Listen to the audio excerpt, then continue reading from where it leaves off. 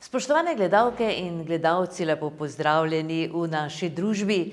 Danes današnjo oddajo posvečamo rokometu oziroma ormoškemu rokometnemu klubu Jeruzalem, ki se odpravlja v tem času na Islandijo. Pravzaprav, ko boste to gledali, bodo že blizu doma ormoški rokometaši, ampak vseeno nas zanima, kakšna so pričakovanja. Več o dogodkih in dogajanju na Islandiji pa boste seveda zvedeli v četrtek v oddaji Utrip Ormožu. Danes je z nami predsednik rokometnega kluba Mladen Grabovac.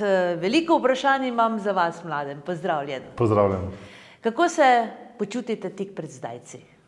Ja, kot ponavadi pred takim potovanjem vlada malo napetost, negotovost, ampak mislim, ko bomo začeli potovati, da bo se vse sprostilo. Ja, seveda, tako kot sem povedala uvodoma, ko bodo si naši gledalci to ogledali, boste najbrž že nazaj, ne v ponedeljek popoldne zvečer. Ponedeljek zvečer letimo iz Londona proti Dunaju, tako da, ko bo ta oddaja, verjetno bomo v zraku nekje nad Parizom, recimo. Dobro, takrat bo že vse za vami, ampak prav je, da vseeno vidimo, kakšna so pričakovanja, kakšne so želje, kakšen je pravzaprav tisti končni cilj, ne? Sicer pa za uvod vprašanje glede aktualnega stanja v klubu, predvsem članske ekipe, to nas seveda se najbolj zanima. Najbrž vam je po pomembni zmagi nad Ljubljano padel že velik kamen od srca. Tako je, vsak začetek, vsaka prvenstva je posebna zgodba. Letos nismo štartali tako, kot smo si želeli, čeprav sami v klubu mislimo, da ni neki prevelik kik, ki smo ga naredili z 2 porazoma. Doma seveda smo si želeli zmage. Dejansko, ko pa začneš nizati poraze, kot smo mi nanizali 4 poraze zaredom, ni najbolj prijetno, ne glede športnega vidika, kot tudi ne psihološkega samega, do delavcev v klubu, posebno pa do igralcev. In ravno ta zmaga proti Ljubljani, v Ljubljani nam je res prinesla neko olajšanje, oziroma kamen se nam je odvalil od srca, ker smo res sami sebi, pa tudi drugim dokazali, da smo še vedno v vrhu slovenskega rokometa. Ja, verjetno pa se vam potem z vsako zmago vrne tudi samozavest, ne? Tako je, po vsaki zmagi se samozavest dviga in obratno, ne. Ko zgubiš, pa če več tekem zaredom zgubiš, se samozavest niža, kar je neki normalni potek pri športu. No, lani torej 4. mesto v državi, letos, kot kaže, pa vas čaka torej boj za obstanek v ligi. So spremembe v igralskem kadru vplivale kaj na morda slabši rezultat na začetku sezone? Definitivno so nekaj vplivale, saj nam je odšel pomemben član Jure Kocbek, ki se je preselil v avstrijskih Ferlah. Nekateri igralci so nehali, kot je Anže Šoštavič in pa Žak Ciglar, tudi Danijel Mesarič se je preselil v sosednji Čakovec. To se pozna, nekaj mlajših igralcev in nekaj novincev smo priključili, ki pač šport zahteva določen čas, da se igraš, da se spoznaš predvsem v igri.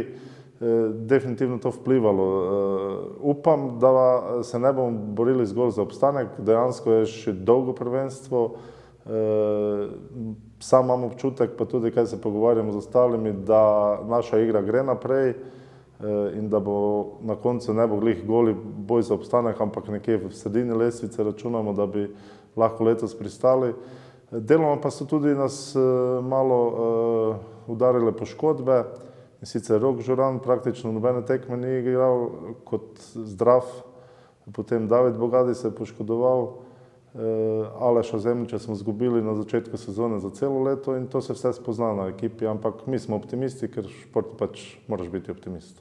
No, ko se tako za novo sezono ustvari torej neka nova sestavi, neka nova ekipa, koliko časa je pravzaprav potrebno, da se torej uigrate, ne? Najbrž to ni tako zelo enostavno. Pa ni enostavno, ne. Mogoče še dodaten hendikep bil, ker je naš trener Saša Prapotnik bil tudi z reprezentanco v Varaždinu in prve 3 tedne ni bil z ekipo, ampak je bil z reprezentanco. Kljub temu smo dobro delali, ampak je drugače, ko je glavni trener z svojimi zamisli, mi pri vsakem treningu, je drugače. Vsekakor pa kakšen mesec, dva, da se igralci uigrajo, plus da je polno tem mladim igralcem prvič igrajo v prvi ligi, je pa velika razlika igrati mladinska liga ali pa druga liga, kot pa prva članska liga, ali so tu nekateri vrhunski igralci, tudi zelo kvalitetne ekipe, predvsem naše tri najboljše, kot so Celje, Trebnje in pa Gorenje. No, zagotovo ste ponosni na to, da je ekipa iz tako malega mesta, ne, našega ljubega Ormoža, že izjemno, pravzaprav 19. sezono, ne, že torej ste kar nekje na vrhu, na najvišjem rangu. Čemu pravzaprav pripisujete to izjemno, že skoraj 19. zgodbo, ne? Tako je, že smo zdaj 19 let brez prekinitve v prvi ligi. Vsi, kjer malo poznajo Ormož, pa tudi šport v Ormožu, vejo, da je tradicija rokometa v Ormožu že kar precej dolga, 50 let in še več. Tako da je tu tradicija vedno igra pomembno vlogo. Drugo pa, kaj najbolj pripisujem, da je kvalitetno delo z mladimi pomembno. To smo se mi začeli zavedati v klubu in to z našimi trenerji mlajših selekcij. Lahko rečem, da smo poznani po celi Sloveniji. Saj naši dečki, ko odidejo z Ormoža, pokažejo tudi v drugih klubih, da se res kvalitetno dela. In brez tega enostavno ne bi bilo uspeha in teh 19 let, ker lahko črpamo igralski kader iz domačih dečkov, iz mladih, ki jim damo priložnost, za razliko od recimo onih vrhunskih klubov, ki iščejo vrhunske rezultate in se mladi ne morejo tako formirati kot pri nas, ki smo v narekovajih manjši klub. Drugo leto bo torej 20. obletnica. Ja, boste kaj posebej torej to proslavili? Ne bomo to nekaj proslavili. Upamo, da bo ta leta še se kar naprej nadaljevalo. Zato pa trebamo seveda kvalitetno delati, vsi v klubu. Seveda pa tudi moramo zagotoviti tudi finančne pogoje, ker brez tega žal ne gre. Ja, z lanskim 4. mestom v državnem prvenstvu si je torej klub priigral nastop na evropskem tekmovanju, ne? To je torej to, o čem smo govorili že uvodoma. To vam je uspelo drugič v zgodovini kluba, zraven je to bilo že, oziroma to je bilo že leta 2005, ne? Prvič. Tako, 2005 smo se uvrstili, ampak izgleda, da ima Ormož res srečno roko.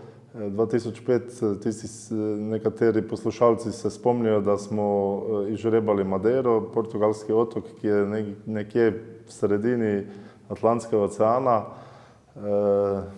Zdaj po 15 letih smo spet dobili otok, spet nekje v sredini Atlantskega oceana, tako da sporednice nekaj imamo. Pač žreb je to določil. Z ene strani gledamo, da je res potovanje naporno, daleč, tudi finančno zahtevno, po drugi strani pa mislim, da dosti ljudi iz Ormoža ni bilo na Islandiji, ampak bomo mi ovekovečili to, tam bomo, upamo, da bomo tudi prinesli nekaj, da bo tudi Ormožani videli, kako smo se imeli tam.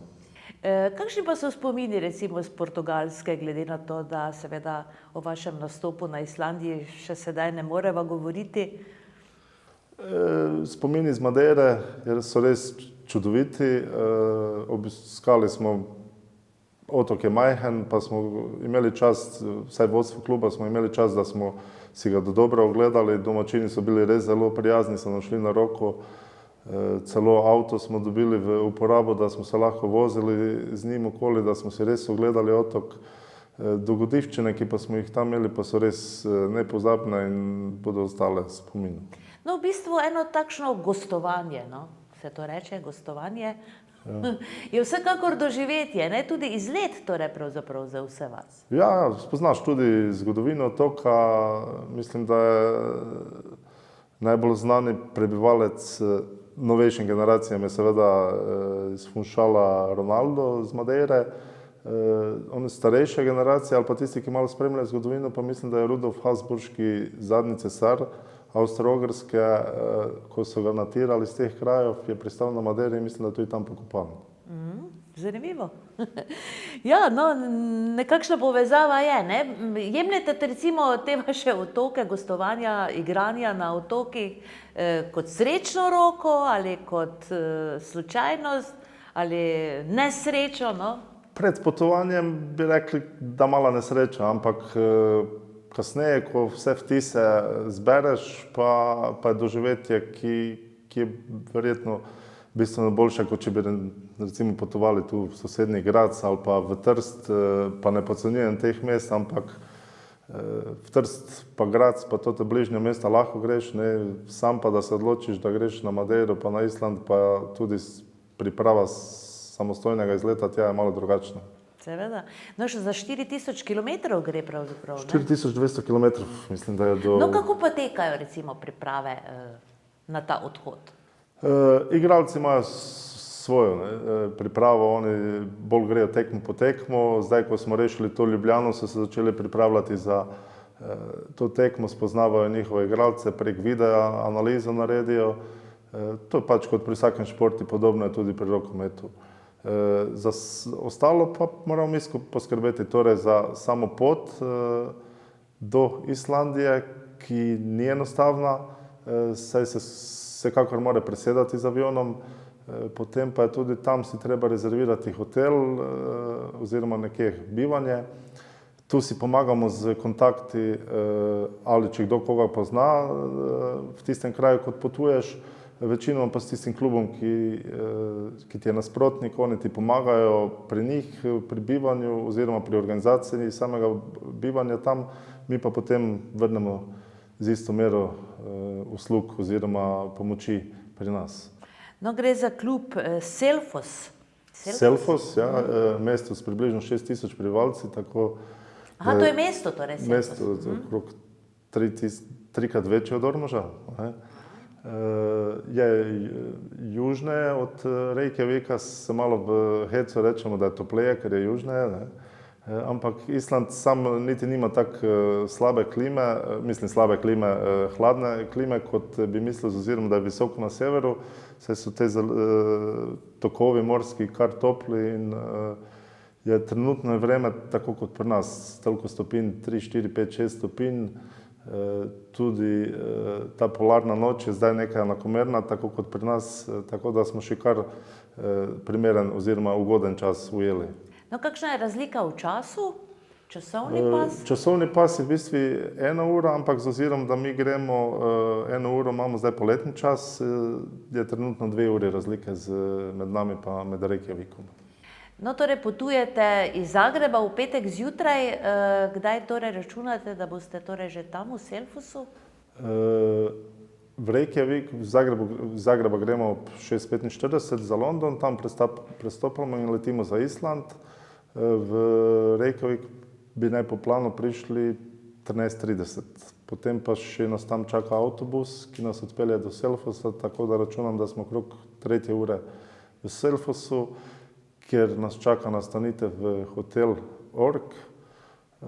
Tam se malo aklimatiziramo in že imamo ob 7. oziroma pol 8. uri trening v dvorani, da malo vidimo dvorano, da malo spoznavamo, da se orientiramo po dvorani, tako da upamo, da bomo se čim boljše pripravili na tekmo, ker pač vsako gostovanje, vsaka nova dvorana zahteva nekaj prostor v orientaciji.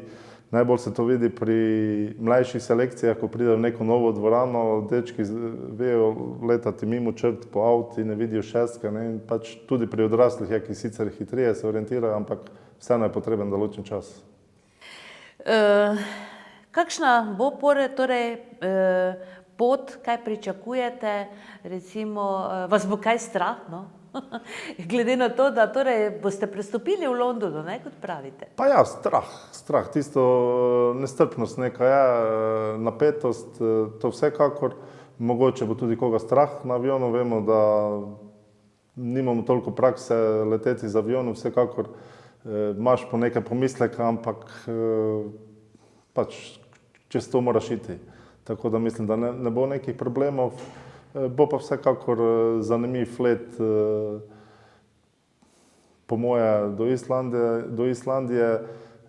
ker so drugačni pogoji, tam pogosto piha, tudi dež gre, ampak vse to, če vsi avioni letijo, bodo tudi naši. Ja, in verjetno jih več dnevno gre, ne? Ja, ogromno jih Leti, gre. no, Ja, ne leti, gre. ja. Koliko pa vas potuje, pravzaprav koliko vas gre? Potuje nas 16 igralcev, potuje pa 4 strokovnega štaba, pa 11, bom rekel, nekaj iz vodstva kluba, nekaj tudi privat, tako da bo Ormož imel 11 navijačev zvestih tam zgoraj, ki bo se jih tudi slišalo, upam, da bo tudi prenos organiziran, tako da se bo z Ormoža lahko videlo, kako bomo odigrali tam tekmo, in upam, da bo vse v redu. Ja, tudi Uroš seveda gre, ne? Brez Uroša to ne gre, ki je tudi torej snemalec, tudi Vule Nikolič gre, tako da bomo že dobili najbrž kakšne posnetke, ne? Tudi drugače. Vsekakor tudi drugače, da bomo videli, malo spoznali sam Selfos, pa tudi Islandijo, ker smo gledali, je kar nekaj naravnih znamenitosti, ki se jih, če si že tam, je pametno, da se pogleda, pa tudi seveda, če bomo imeli kamero, kar bomo imeli, pa bomo nekaj posneli, pa upam, da bojo posnetki boljši, kot ko smo z Urošem bila na Maderi, ki smo imela malo nesrečo, ampak... Kaj se je zgodilo? Kamera se je delno pokvarila. Ja, dobro, tudi to se zgodi. Seveda, radovednost ne pozna meja, ne? Tako da moram vprašati, recimo, kakšna pa je cena to po osebi, torej? Koliko stane prevoz, pa potem tam namestitev? Vsekakor smo gledali za najbolj ugodno ceno, tu je pri letalskih ponudnikih so velike razlike.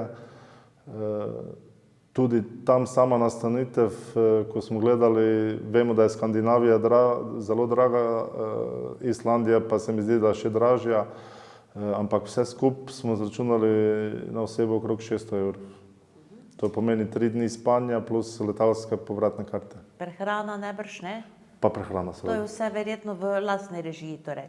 Vas gostijo kaj, recimo vas? Ne, poskušali smo, ker smo imeli ta prakso z Madero, mi smo njih gostili tu, oni so nam gostili tam, ampak so nam z kluba rekli, mi vemo, da je pri vas dosti bolj poceni kot pri nas in niso želeli slišati o tem in to pač moramo spoštovati. No, recimo, koliko stane nočitev? Sedaj verjetno imate Nočitev je okrog izkušnje. 110 evrov, to je za prehrano vred, Aha. na eno osebo. Se pravi 3 obroke. 3 obroke plus spanje. No, dobro. Ja, to je kakšne više kategorije hotel pri nas. Dobro, fino. No, kakšna pa so pričakovanja, recimo? Kaj se bo zgodilo, kaj se bo dogajalo na sami tekmi, ne, verjetno? Kakšna ekipa je to? So močni?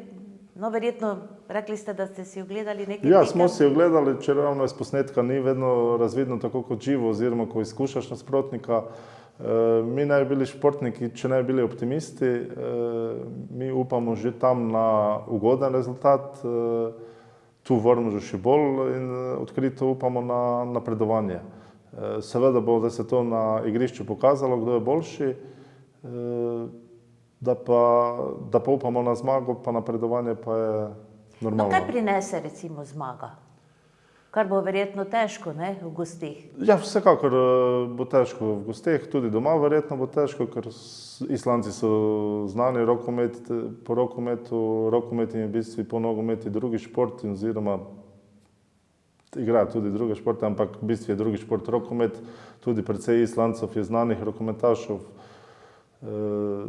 tako da je to res paradni šport. Upam pa, da bo končni rezultat nam ugoden, vsekakor pa to so Vikingi in Vikingi so vedno bili borbeni, Ja. tako da nas čaka verjetno težka in zanimiva tekma. No, po evropskem nastopu torej vas čakajo pomembne tekme tudi v državnem prvenstvu. Nastop v Evropi bi pravzaprav lahko utrdil vašo ekipo, ki je že nekoliko starejša, ne? Vas je strah padca v igri in slabih iger v nadaljevanju državnega prvenstva? Vsekakor nam prinaša te posledica igranja v Evropi, da se predstavljajo domače tekme in je sam razpored bolj zgoščen. Nekateri igralci so res starejši, njih moramo malo bolj čuvati, Ne bi pa se strinjal, da je preveč, da je starejša ekipa, ker imamo 3-4 starejše igralce, ostali pa so tu okoli 20 let. Za njih pa mislim, da ne bo preveč naporno ta razpored, ki bo res goščeni, tako da pričakujem, da ne bo nekih pacov v igri. Lahko, kot smo že prej rekla, pa se tudi utrdi, če naredimo pozitivni rezultat v Evropi, se lahko to tudi pozna pri domačem prvenstvu, nažalost pa tudi obratno. Ja, no, kaj to pomeni za vas, starejši igralci? Koliko je to let maksimalno? Starejši so tisti nad 33, bi jaz rekel, torej Kristusova leta. No, pravzaprav. Ja, tako je, ne, to v rokometu. Ja, nasploh je. Organizem se troši čez življenje, šport še posebej, in ko napolniš 33 oziroma tam 35 let, je regeneracija malo bolj počasna. No, mimo grede, torej maksimalna starost je torej koliko, da si lahko še član ekipe in pač igraš? Tudi do 40 let igrajo na vrhunskem nivoju, predvsem golmani so malo manj obremenjeni kot ostali igralci, ampak če pogledamo našega sokrajana Marka Bezjaka, ki je letos z Magdeburgom postal svetovni prvak, on je letnik 86, torej zdaj 35 let, pa še igra na vrhunskem nivoju, tako da z športnim življenjem, s pridnim delom, tudi nekaj sreče, lahko tam do 35, 38 na vrhunskem nivoju še vedno igraš rokomet, pa tudi ostale športe. No, pa Marko pravzaprav nima namena še nehati. Koliko slišim in poznam, še ne. Ja, brez podpore lokalnega okolja, občine Ormož, sponzorjev in navijačev, seveda klub gotovo ne bi tako visoko kotiral, ne, v rokometnem svetu. Vseeno je prav, ne, da malo spomnimo tudi na to. Vsekakor, brez lokalnega okolja ne bi mogel Ormož biti, rokometni klub Ormož, tako močan kot je. Tu se moramo zahvaliti občini Ormož, županu Ormoža, sponzorov, vseh, ki so večinoma iz okolice Ormoža, ker enostavno, kot smo že rekli naprej, brez finančne podlage in injekcij ne moremo delovati. Tekmovanje samo je drago, enostavno tudi pot na Islandijo je draga in vsi, ki nam pomagajo, se jim res iskreno zahvaljujem. Pa upam tudi na bodočo pomoč, ker bomo še vedno potrebovali, ker če pridemo naprej, še vedno lahko dobimo kako gostovanje, ki je tudi zelo drago, mogoče malo topleje, pa malo bliže, pa bodo tudi naši navijači in simpatizeri imeli možnost, da grejo zraven, ampak o tem naslednji teden, po drugi tekmi, ko vidimo, kako bo kaj. Župan pa ne gre zraven, ne? Županom smo bili v kontaktu, je razmišljal, ampak je na koncu se odločil, ko je pogledal svoj urnik, da ima obveznosti, mu je bilo žal, da ne gre.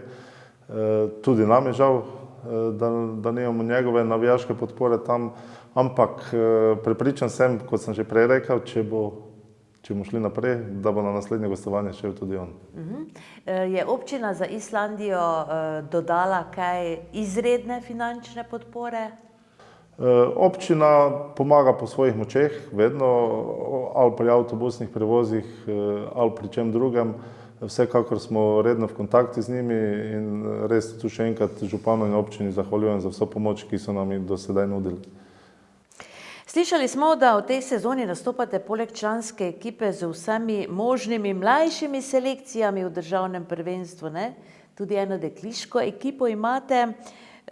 To je pravzaprav, po mojem mnenju, velik zalogaj, ne, za klub. Vsekakor je velik zalogaj za klub, predvsem pa je velik zalogaj za naše trenere. Žal imamo tu probleme že nekaj let, imamo malo trenerov, ki so pripravljeni svoj čas in pa delo pač žrtvovati za klub oziroma za treniranje. Tu vidimo največji problem, zato ker v bistvu so vsaki teden so 3-4 tekme, ki jih morajo pokriti. Imamo 4 trenere in ti 4 trenerji se razdajajo cele vikende in to, če greš na gostovanje, ne vem, v Nazarje, v Kranj, v Trebnje, v Škofjo Loko, ti v bistvu gre cel dan.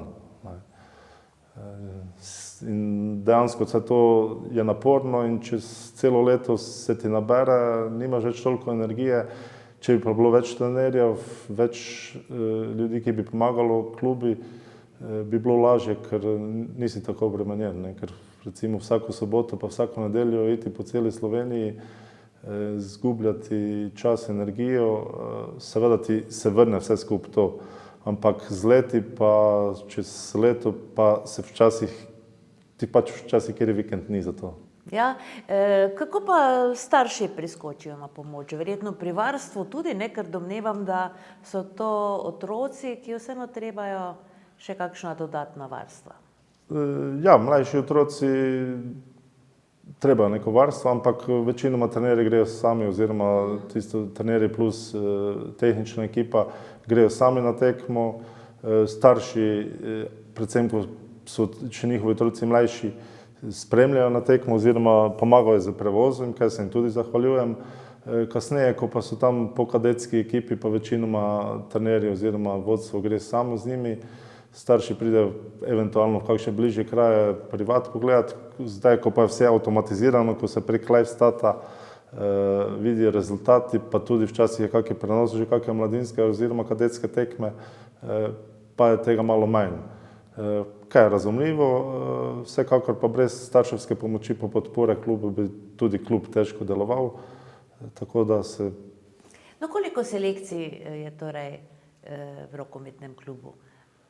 Če gremo od najmlajših, to je mini rokomet, potem so starejši pa mlajši dečki, po 2 selekcije, mlajši dečki A, mlajši dečki B, starejši dečki A, starejši dečki B, kadeti, mladinci, člani, kot ste rekli tudi, mlajše deklice so letos, po 1 letu premora imamo spet deklice, tako da, če se tu naštejem, mislim, da je 8-9 ekip selekcij, ki jih 4 trenerje moramo pokrivati.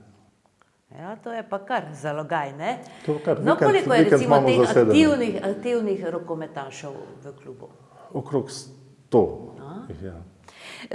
Kako pa sicer, torej 4 trenerji pravite? Kako pravzaprav se usklajujete glede na urnik? Največji delež pade na Uroša, on pokriva največji delež, potem Sašo pokriva člane, Mija z Istokom pa te Luskovičem pa krpamo mladince pa kadete, plus ko Uroš ne moreš te mlajše selekcije, ampak definitivno bomo mogli Urošu malo bolj poskočiti na pomoč, ker tempo treningov, 3 treninge vsak dan imeti po 30-20 otrok je prenaporno. No pa končno tudi torej te tekme, ne, ki so...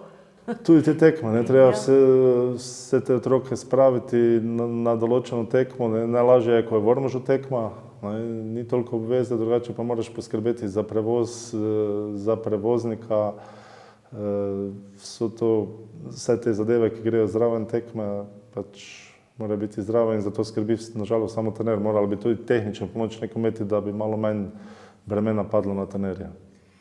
Kaj pa pomeni recimo tako ena primerna vzgoja mladih rokometašev, konkretno torej mi je znano, ne, skozi Urošove roke je šlo veliko teh mladih igralcev, ki so potem dejansko postali vrhunski rokometaši. Kakšen čas je potreben, da se izoblikuje torej en pravi rokometaš, no?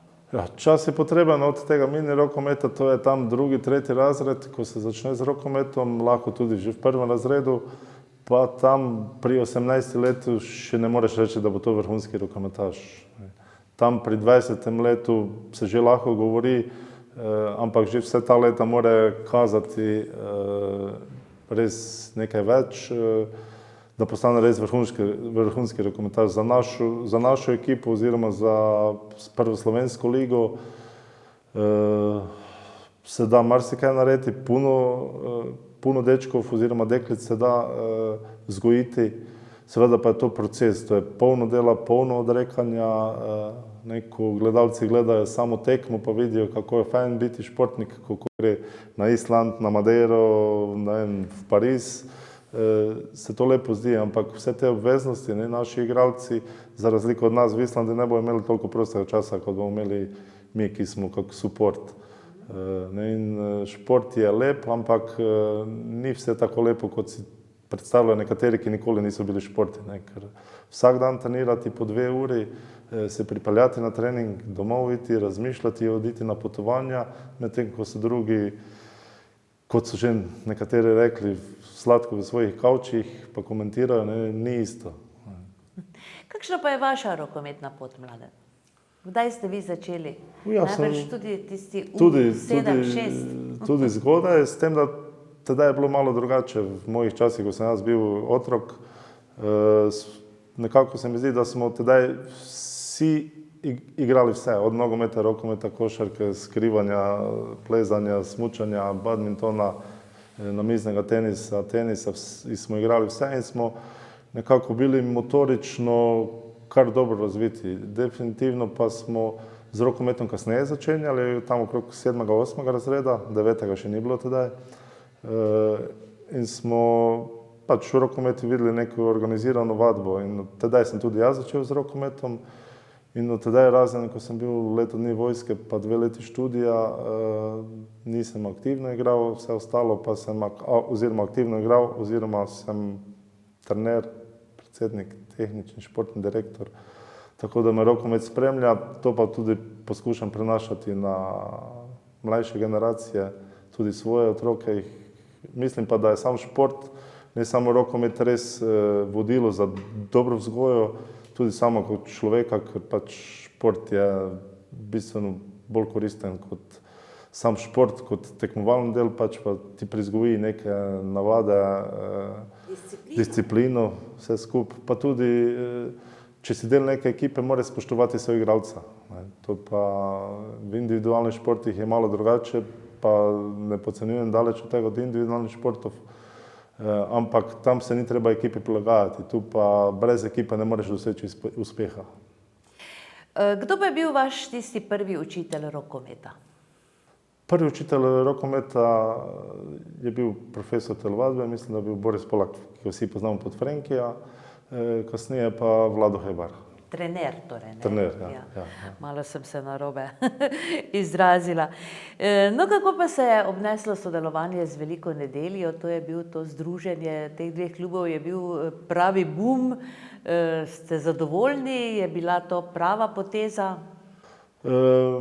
Smo kar zadovoljni, seveda bi se lahko vse skupaj še malo izboljšalo. Je pa to v bistvu začetek, to je zdaj 2. sezona, ki sodelujemo, so veliki pomiki naprej, po mojem mnenju, seveda pa se da boljše vse skupaj narediti. Upam, da bomo sodelovanje nadaljevali in da bo to vse skupaj še na bistveno višjem nivoju. Vsekakor pa smo, kar se tiče rokometnega kluba Jeruzalem Ormož, zadovoljni, da smo šli v sodelovanje z Veliko nedeljo. Govorite o sodelovanju, torej se klub ni združil? Klub se ni združil, ker oni imajo mlajše selekcije svoje, mi svoje, ampak v dogovorih, odvisno od števila otrok, se združujemo. Ima pa Velika nedelja člansko ekipo, ki je precej naših dečkov, mladincev, igra za njih, ki so v bistvu neka kalilnica za prvo ligo. Še daleč pa to ne pomeni, da nimamo ambicij tudi za Veliko nedeljo se prebiti višji del tekmovanja, ker brez tega pač športu ne gre, ambicije moraš imeti in tako mi kot Velika nedelja imamo seveda športne ambicije. Vodstvo kluba, torej Ormož in Velika nedelja je eno ali vsak ima svojo? Vsak ima svojo. Aha. Ampak sodelujemo. Se gre samo za sodelovanje. Torej. Ja. No, fino. Za začetek, ne? Kakšne pa so želje kluba? Govori se torej tudi o izgradnji nove dvorane. Kaj bi vam to prineslo, recimo, v smislu razvoja rokometa? Ja, vsekakor infrastruktura je pomembna. Mi smo zdaj 2 leti ali 3 leta nazaj, ko so renovirali našo dvorano, pridobili precej z prostori, tudi z pogoji. Ko smo v dvorani dobili fitness, ki ga lahko redno uporabljamo, večje slačilnice, tudi tribune, smo dvignili lahko nek nivo. Vse skupaj, kot smo že prej povedali, z kadrom, igralskim, predvsem pa trenerskim, oziroma tudi ljudi, ki pomagajo okoli kluba, to pomeni od upravnega odbora do vseh ostalih, recimo kot so redari, gasilci, ki pomagajo pri organizaciji tekem.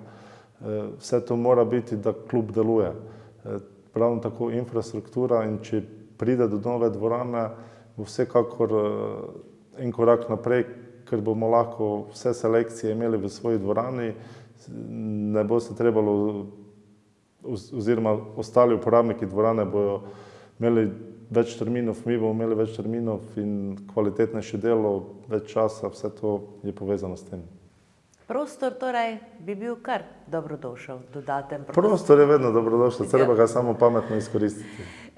Seveda je v tem tudi pomembno vprašanje, kako gledate na razvoj športnega turizma v občini Ormož. Pravzaprav je rokometni klub, ne ravno rokometni klub, bil pobudnik, torej, da se je to na nek način začelo uveljavljati in sploh razmišljati o tem, ne, da bi torej športni turizem lahko bil prioriteta v naslednjih letih. Tako, v bistvu so se poklopili dva pogoja. Ta dvorana, o kateri smo govorili, da res ima odlične pogoje, plus pridobitev, ki ima mesto Ormož hostel. Potem še imamo to ugodnost, da je naš članski trener Saša Prapotnik tudi trener mladinske slovenske reprezentance, ima kar dobre veze na rokometni zvezi in v povezavi in dogovori z rokometno zvezo pa rokometnim klubom Ormož smo začeli vabiti slovenske mlajše selekcije tu na priprave. Vsi trenerji so zelo zadovoljni s pogoji, v dvorani, z hrano, z hostlom, in to je spodbudilo tudi kar precej tega športnega turizma. Tudi v pogovori z županom vidi on, pa tudi sama občina, kar še precej več možnosti, tudi odlična infrastruktura, ki jo imajo nogometaši zgoraj, bi lahko privabila tudi nogometne klube. Žal pa je nogomet malo več ljudi okoli in imajo težave z spanjem. Upam pa, da bo se tudi to uredilo, če bomo dobili tu hotel, mislim, da se lahko na bistveno višji nivo dvigne tudi ta zvrst turizma pri nas. No, glede na to, da veliko teh rokometnih ekip, torej klub privabi v Ormož v bistvu, ne, imate kaj od tega finančno? Finančno niti nimamo toliko od tega, so pa ugodnosti, ki samo to prinaša, zato ker prepoznavajo naš klub kot klub, ki dobro sodeluje z reprezentancami, tako da tudi to je kar nekaj. Ima pa vsekakor tudi sam kraj in nam je pomembno, če mi smo sposobni privabiti te klube sem, kot je recimo tudi rokometni Krim, ženski rokometni Krim Ljubljana bil tukaj, je neka reklama in s tem tudi lahko mi upravičujemo recimo kakšne zahteve pri sponzorjih in tu je tudi neka kakšna finančna korist pri nas. Koliko tega vašega dela, kar se tiče torej promocije športnega turizma, rokometa ali katerega koli športa, koliko tega dela vam je recimo prevzel Javni zavod za turizem, kulturo in šport? Zdaj je kar precej. Vam to pomaga v bistvu? Pomaga, ja. Pomaga nam precej, ker noben v klubu ni profesionalec, imamo svoje delo in samo ukvarjanje s tem namestitvijo in vsem ostalim je preveč dela. Moraš pustiti tisto delo, ki ga imaš redno delo. Zavod za šport in turizem je tu prevzel levi delež, kar se jim zahvaljujem. Z njimi tudi zelo dobro sodelujemo, tako da mislim, da je to tudi pravilna pot. Torej, vidite eno budućnost v razvoju športnega turizma? Bi lahko to bilo to, kar si želimo, recimo? Vsekakor. Rokometni klub nudi odlične pogoje, nogometni klub nudi odlične pogoje. Tam zraven je tudi atletski stadion, odlična teniška igrišča, tudi teniški klub dobro organiziran. Potem vidimo, da se tudi kolesarstvo vedno bolj v Sloveniji razvija, tudi pri nas. Ko pride kateri kolesari tudi iz tujine, ki imamo neke veze, sem so navdušeni nad našimi potmi, ki bi jih trebalo še malo bolj urediti, ampak vem, da je to pač proces, ki traja. Tako da res je možnost športnega turizma, ne samo rokometnega, je v ormoški občini kar precej. Pa za konec še vprašanje, želje, načrti, neobhodno vprašanje, torej preden se poslovimo. Ja, načrti so kratkoročni, dolgoročni. Kratkoročni cilj je vsekakor dobro potovanje na Islandijo, dober rezultat tam, potem čim bolj polna dvorana na povratni tekmi, ki bo v soboto 23.10. ob 18. uri, bi izkoristil, da bi povabil vse Romužane, pa to ne mislim samo v mesta, ampak cele občine, pa tudi širše, naj pridejo nas spodbujati, vsi, ki imajo voljo, željo videti, kako se ena prava tekma evropska odigra, imajo zdaj možnost v Ormoži. Upam, da ne bomo naslednjih 15 let čakali na to, da bo se Ormož večkrat uvrstil v to tekmovanje, ker imamo potencial, treba je samo delati. Vsekakor pa, kaj smo že prej povedali, moramo delati na trenerskem kadru, tudi finančno moramo ojačati klub in če to uspemo, se ne bojim za ormoški rokomet. Verjamem, da boste vi Islance malo bolj pogostili, ne, kot oni vas. Mi smo znani, da vemo dobro pogostiti, upam, da bojo tudi Islanci nas, ampak ne glede na to, jaz sem prepričan, da bojo se oni pri nas dobro počutili. No, rekli ste namreč, da si hrano morate sami priskrbeti, ne? Ja, hrano priskrbijo tam v hotelu, imajo neke jedilnike, ki nas, no, bomo videli, kako bo, ker specialiteta v Islandiji imajo ogromno ovc. Sirov najbrž, ne? Tudi sirov, tako ribje jedi, mi smo bolj navajeni na našega kralja živali, ne, ampak bomo se že prilagodili. Dobro, Mladen, me veseli torej, da ste vseeno optimistični, ne? Dobro kaže, v vsakem primeru dobro kaže, ne? Tako, v športu moraš biti optimist, tudi v življenju moraš biti optimist in to je pač naše vodilo, da se vse da narediti. Pač včasih treba potrpeti, vseeno pa prije sonce. Tudi na Islandiji. Ja, torej več bomo zvedeli torej o vašem gostovanju v oddaji Utrip Ormoža v četrtek, tako kot smo že povedali uvodoma. Žal mi je torej, da ja, z vedeževanjem se še ne ukvarjamo, ne, zaenkrat, tako da ne moremo nič napovedati, kako se bo izteklo, verjamem pa, da bo dobro. Mladen, hvala lepa, da ste si vzeli čas, torej uspešno delo še naprej vam želimo, sicer pa o rokometu se na naši televiziji veliko govori. Veliko, to se zahvaljujem tudi kabelski televiziji, vam, Urošu in vsej ostali ekipi. Vabim pa še enkrat vse vas in pa vse gledalce, naj se v soboto 23. oktobra vzamejo malo časa in pridejo na Hardegg športno dvorano, Hard Egg, kot jo imenujemo. Vsekakor. Hvala lepa še enkrat. Hvala. Toliko za danes, spoštovane gledalke in gledalci. Ja, nič, bomo izvedeli več torej v četrtek, pa tudi v prihodnjih naših oddajah. Sicer pa bodite z nami znova čez teden dni, ko bo seveda tukaj en drugi gost. Vse dobro vam želimo, srečno.